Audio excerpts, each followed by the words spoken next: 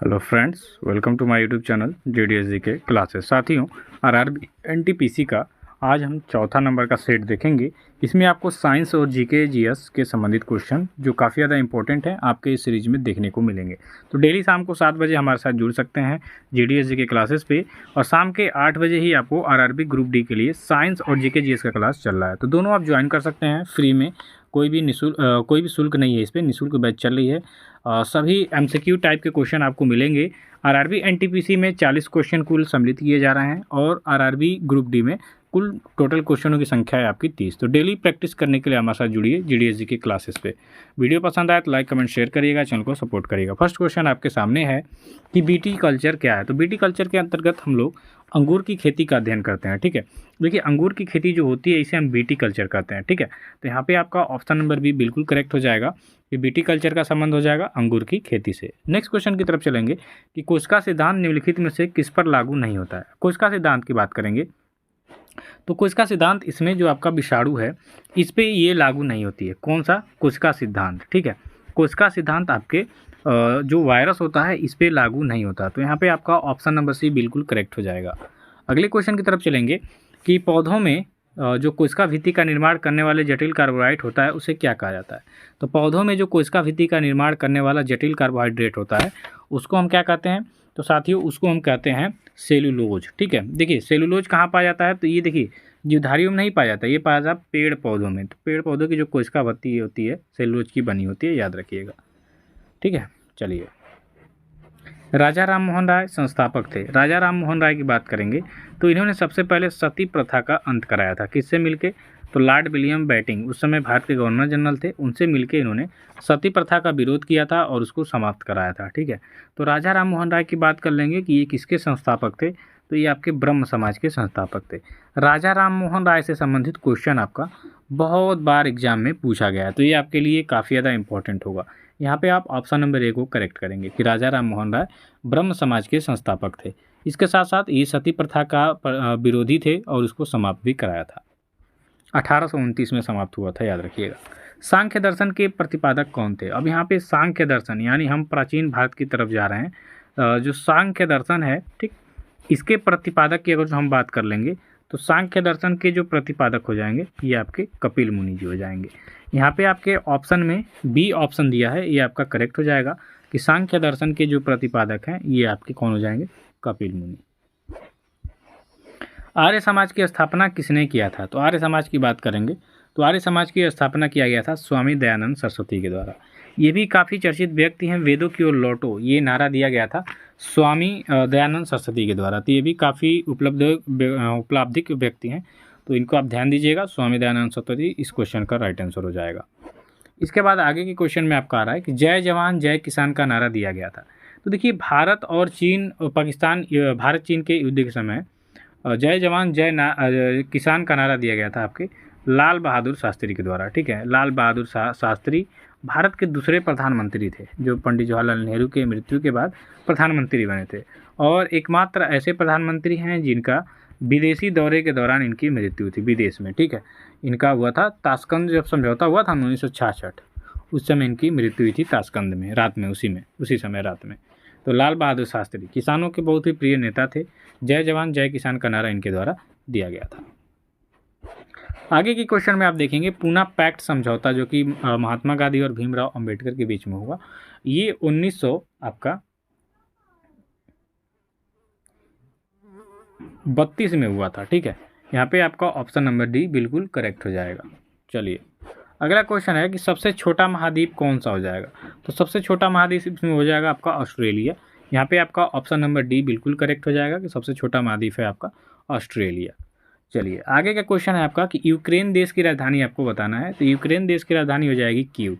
यहाँ पे आप विकल्प बी कुछ सही करेंगे। ठीक है, चलिए इसके बाद है पुर्तगाल देश की राजधानी कहाँ है। तो पुर्तगाल की राजधानी हो जाएगी लिस्बन। यहाँ पे आपका विकल्प दिया है सी, ये इसका करेक्ट हो जाएगा। भारतीय खिलाड़ी नीरज चोपड़ा का संबंध किस खेल से हो जाएगा। तो भारतीय खिलाड़ी जो नीरज चोपड़ा है, जेवलिन थ्रो या भाला फेंक दिया रहेगा आपके विकल्प में, ये आपका राइट हो जाएगा कि भारतीय खिलाड़ी नीरज चोपड़ा का संबंध हो जाएगा भाला फेंक से। ठीक है, चलिए भारतीय खिलाड़ी मिताली राज का संबंध किस खेल से है? तो भारतीय खिलाड़ी मिताली राज का संबंध आप देखेंगे तो इनका संबंध हो जाएगा आपके क्रिकेट से। यहाँ पे आपका ऑप्शन नंबर सी बिल्कुल राइट हो जाएगा। ठीक है, चलिए मलेशिया देश का राष्ट्रीय खेल आपको बताना है। तो मलेशिया देश का जो राष्ट्रीय खेल है साथियों, ये आपका क्या हो जाएगा? तो मलेशिया देश का राष्ट्रीय खेल हो जाएगा आपका बैडमिंटन। यहाँ पे विकल्प आपका ये दिया है, ये करेक्ट हो जाएगा। अगला है कि विश्व का पहला धर्म कौन सा है? विश्व का पहला धर्म आपका हिंदू धर्म यानी कि सनातन धर्म है। यहाँ पे आपका ऑप्शन नंबर डी करेक्ट हो जाएगा। ठीक है, चलिए सिविल सेवा प्रतियोगिता शुरू करने वाला पहला देश कौन सा है? देखिए सिविल सेवा की हमारे यहाँ जो बोलते हैं आईएएस सिविल सेवा वाला।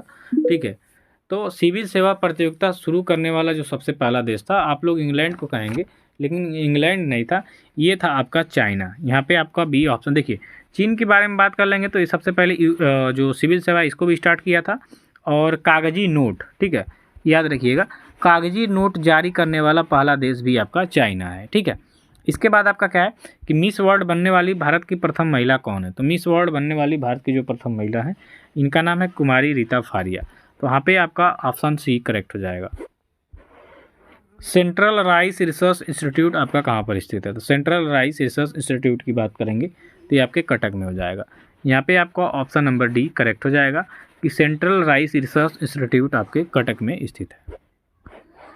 दादा साहब फाल्के पुरस्कार किस क्षेत्र में दिया जाता है? तो दादा साहब फाल्के पुरस्कार की बात करेंगे तो ये आपका दिया जाता है फिल्म के क्षेत्र में। ठीक है, दादा साहब फाल्के जो थे ये फिल्म के क्षेत्र से संबंधित है। ठीक है, तो आपका ए ऑप्शन करेक्ट हो जाएगा। ज्ञानपीठ पुरस्कार किस क्षेत्र में दिया जाता है?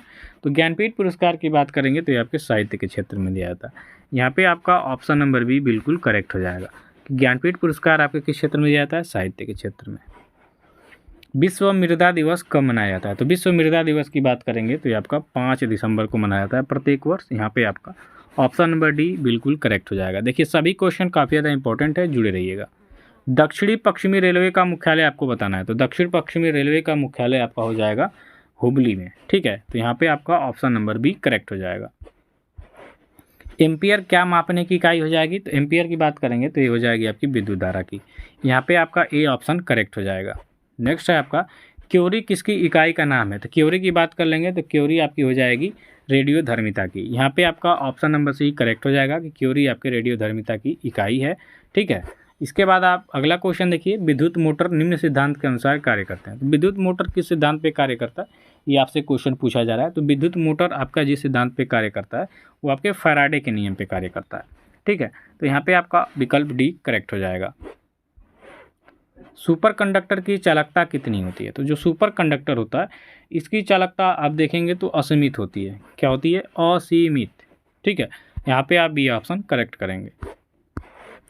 अल्फ्रेड नोबेल ने किसका आविष्कार किया था भैया? तो अल्फ्रेड नोबेल, इनकी बात करेंगे तो इन्होंने डायनामाइट का आविष्कार किया था। ठीक है, डायनामाइट जो एक विस्फोटक पदार्थ है, डायनामाइट इतना उस समय बेचा गया था कि उसका पैसा जमा करके उसका जितना ब्याज मिला उसके ब्याज से वसीयत बना था, उसी से आपका नोबेल पुरस्कार दिया जाता है। ठीक है, उसी पैसे के ब्याज से आपका नोबेल पुरस्कार जो 1900 में स्थापना हुआ था, 1901 से दिया जा रहा है ये नोबेल पुरस्कार, वो अल्फ्रेड नोबेल ने अपने वसीयतनामा में बनाया था।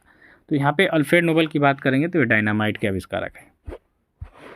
वर्षा की अम्लता इसके द्वारा मापी जाती है। तो वर्षा की जो देखिए अम्लता या क्षारीयता या उदासीनीकरणता, ये तीनों चीज़ मापी जाती है पीएच मीटर से। तो यहाँ पे आपका ऑप्शन नंबर डी करेक्ट हो जाएगा।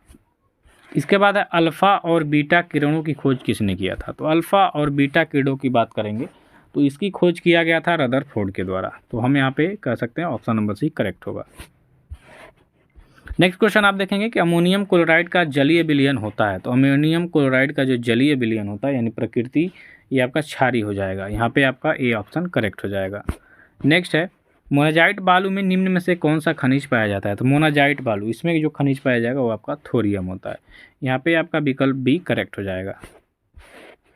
कार्बन का शुद्ध रूप क्या है? तो कार्बन का आप शुद्ध रूप देखेंगे तो ये आपका हो जाएगा हीरा। यहाँ पे आपका ऑप्शन नंबर सी करेक्ट हो जाएगा। निम्नलिखित में से कौन सा अर्धचालक है? तो इसमें आप अर्धचालक देखेंगे तो ये आपका जर्मेनियम हो जाएगा। ठीक है, डी ऑप्शन करेक्ट होगा। इसके बाद आप देखिए पिनियल ग्रंथि कहाँ स्थिर होती है? तो पिनियल ग्रंथि आपका जहाँ स्थित होती है वो आपका है मस्तिष्क। यहाँ पे आपका ऑप्शन नंबर बी बिल्कुल करेक्ट हो जाएगा। आँख के किस भाग पर वस्तु का प्रतिबिंब बनता है? तो वस्तु का प्रतिबिंब बनता है आपके आँख के जो रेटिना है इस पे बनता है। तो हम यहाँ पे ऑप्शन नंबर ए को करेक्ट करेंगे। ओजोन परत संरक्षण दिवस कब मनाया जाता है? तो ओजोन परत संरक्षण दिवस ये मनाया जाता है आपके 16 दिसंबर को। यहाँ पे आपका डी ऑप्शन करेक्ट होगा। हिंद स्वराज पुस्तक किसने लिखी है? तो हिंद स्वराज पुस्तक की बात करेंगे तो ये महात्मा गांधी के द्वारा लिखित पुस्तक है। आप यहाँ पे ऑप्शन नंबर ए को करेक्ट करेंगे। पुलित्जर पुरस्कार किस क्षेत्र में प्रदान किया जाता है साथियों? तो ये आपके दिया जाता है पत्रकारिता के क्षेत्र में। आप यहाँ पे बी ऑप्शन को लगाएंगे, ठीक है। चलिए, मोहन बीड़ा का आविष्कार किसने किया है? तो मोहन बीड़ा का आविष्कार किया गया था आपके मनमोहन भट्ट द्वारा। तो यहाँ पे आपका विकल्प सी हो जाएगा करेक्ट। नेक्स्ट है आपका बाल मुरली कृष्ण का संबंध आपके किस वाद्य यंत्र से हो जाएगा? तो इनका संबंध हो जाएगा आपके वायलिन से। यहाँ पे आपका ऑप्शन नंबर भी बिल्कुल करेक्ट हो जाएगा।